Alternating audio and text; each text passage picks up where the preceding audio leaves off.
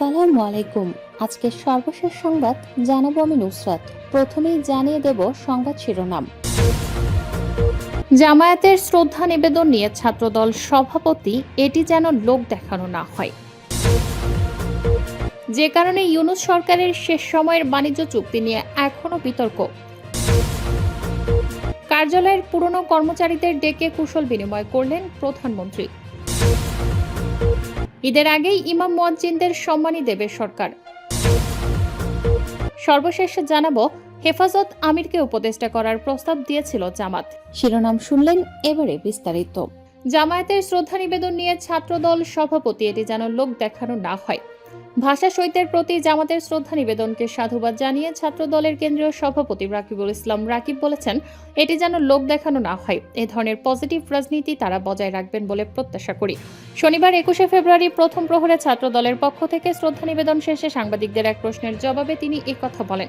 রাকিবুল ইসলাম রাকিব বলেন, ১৯৭১ সালে জামায়াতে ইসলামী যে ভূমিকা, সেটি অবশ্যই জাতিগতভাবে আমরা ধিক্কার জানাই, নিন্দা জানাই এবং জাতির সংকটে তারা বিরোধী অবস্থানে ছিলেন। কিন্তু তারা সেখান থেকে সংশোধন হচ্ছেন, সংশোধিত হয়ে আজ তারা শহীদ মিনারে শ্রদ্ধা নিবেদন করেছেন। আমরা এই উদ্যোগকে সাধুবাদ জানাই। বিরোধী দল হিসেবে জামায়াত ইসলামী শ্রদ্ধা নিবেদন প্রসঙ্গে প্রশ্নের জবাবে তিনি বলেন, বিগত সময়ে সত্যিকার অর্থে পালিত বিরোধী দল বলে অবহিত করা হতো, কিন্তু আজ দেখেন যারা বিরোধী দলের তারাও সম্মানিত বোধ করছেন। একই সঙ্গে আমরা দাঁড়িয়ে আজকে এখানে শহীদদের প্রতি শ্রদ্ধা নিবেদন করেছি। এ ধরনের গণতান্ত্রিক পরিবেশ যেন সবসময় বজায় থাকে, ক্যাম্পাসেও যেন এ ধরনের সৌহার্দ্যপূর্ণ রাজনীতি অব্যাহত থাকে। এর আগে রাত ১২টায় ভাষা শহীদদের প্রতি গভীর শ্রদ্ধা নিবেদনে কেন্দ্রীয় শহীদ মিনার প্রাঙ্গণে প্রথমে পুষ্পস্তবক অর্পণ করেন রাষ্ট্রপতি মোহাম্মদ শাহাবুদ্দিন। রাষ্ট্রপতির শ্রদ্ধা নিবেদনের পরপরই পুষ্পস্তবক অর্পণ করেন প্রধানমন্ত্রী তারেক রহমান। পুষ্পস্তবক অর্পণ শেষে তারা কিছুক্ষণ নীরবে দাঁড়িয়ে ভাষা শহীদদের স্মৃতির প্রতি গভীর সম্মান প্রদর্শন করেন। যে কারণে ইউনূস সরকারের শেষ সময়ের বাণিজ্য চুক্তি নিয়ে এখনো বিতর্ক। প্রধানমন্ত্রী পদে দায়িত্ব নেওয়ার পর তারেক রহমানকে অভিনন্দন জানিয়ে চিঠি দিয়েছেন যুক্তরাষ্ট্রের প্রেসিডেন্ট ডোনাল্ড ট্রাম্প। চিঠিতে তিনি লিখেছেন, আপনার মেয়াদ শুরুর এই সময় আমি আশা করি আমাদের পারস্পরিক বাণিজ্য চুক্তি বাস্তবায়নের মাধ্যমে বাণিজ্যিক সম্পর্কের দারুণ গতি ধরে রাখতে আপনি আমাকে সাহায্য করবেন। এ চুক্তিতে আমাদের উভয় দেশের কৃষক ও শ্রমিকেরা সুবিধা পাবেন। সম্প্রতি ডক্টর ইউনূসের সময় বাংলাদেশ মার্কিন যুক্তরাষ্ট্রের সঙ্গে একটি বাণিজ্য চুক্তি স্বাক্ষর করেছে।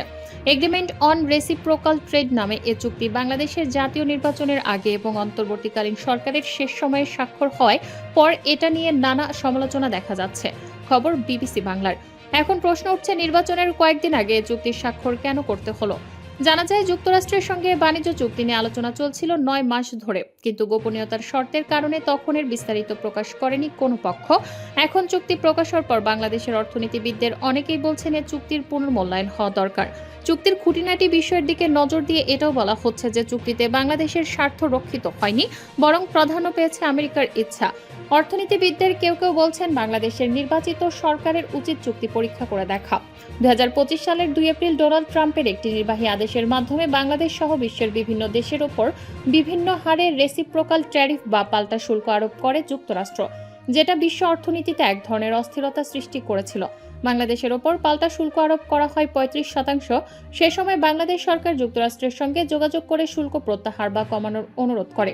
পরে সেই শুল্ক হার কমিয়ে ২০% নামিয়ে আনা হয়। তবে শুল্ক নিয়ে চূড়ান্ত মতে পৌঁছাতে দুই দেশের মধ্যে আলোচনাও চলতে থাকে। গত ৯ মাস ধরে বিভিন্ন বৈঠক ও ধারাবাহিক আলোচনা হয়েছে।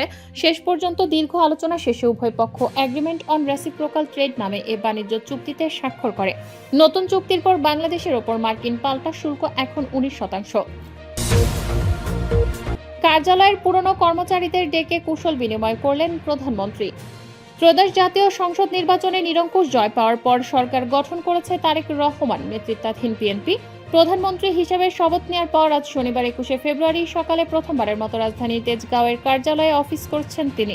সেখানে গিয়ে পুরনো কর্মীদের ডেকে তাদের সঙ্গে কথা বলেন, খোঁজ খবর নেন ও কুশল বিনিময় করেন তারেক রহমান।